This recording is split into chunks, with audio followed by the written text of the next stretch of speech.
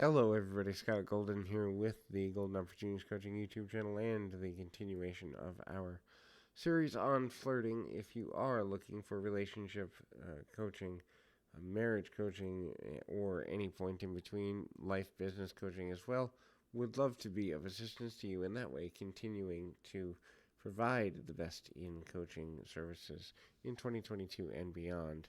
So, if you're looking for that, would love to be of service, please feel free to reach out at PO Perception on Twitter and or in the About Me section of the YouTube page.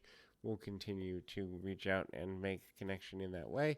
So, the first is intentional. Being intentional is one of the most important things that any person can do as it relates to drawing a person in from a flirting standpoint. Intentional means making the time, making the effort, and being consistent about this. Flirtation around intentional flirting is the understanding that a person needs to feel like you're continuing to work toward them and to be able to be consistent. That is, if a person believes that you've lost interest, they're going to just feel like it was a passing phase or a fad or something that you didn't really care about one way or the other. Whereas if you're intentional and consistent, they'll eventually get the hint that, hey, maybe they actually want to build something with me that has a value for the long term. The next thing is continually moving forward. So obviously the line between obsession and common ground and or moving something forward can be extremely difficult for people to learn.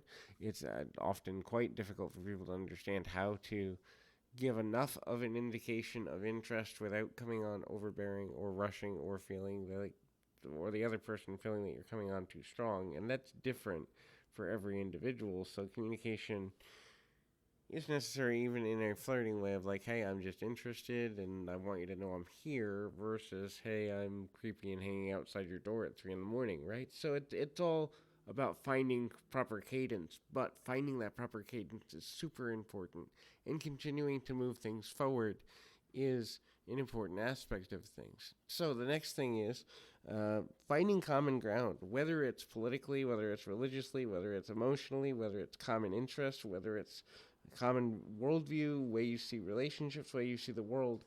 The more you understand the common ground you have with a person, the more flirtatious they're going to be, because once they feel understood, they're going to drop their guard, and they're going to want to, on some level, build the rapport they have been building with you in a way that allows them to have a more meaningful, longer-term relationship.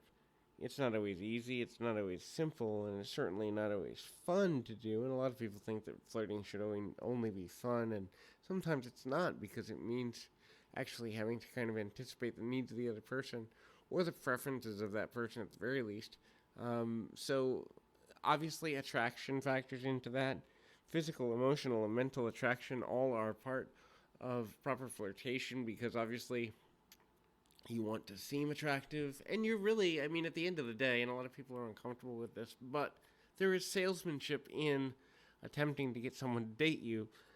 That is to say, they are looking at you as a person who is a prospect to fill a position of partner for them. And so if you're not good at selling your assets, that is the things that are good about you, in a way that they can package and understand, then it's not going to go very far in the long run. The next thing is mystery, air of mystery.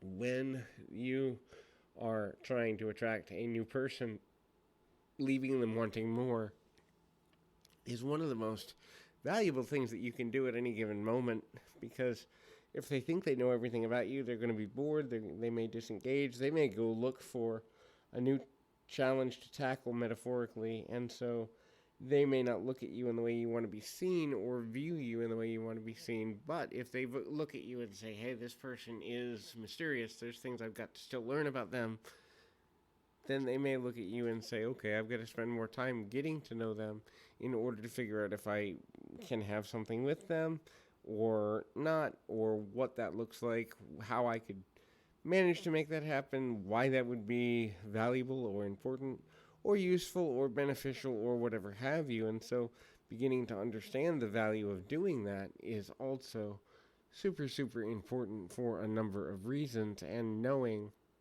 how to do that can be a an extremely useful skill to have. So hopefully this is helpful. Keep your feet on the ground, your mind in the moment. Until next time, everybody.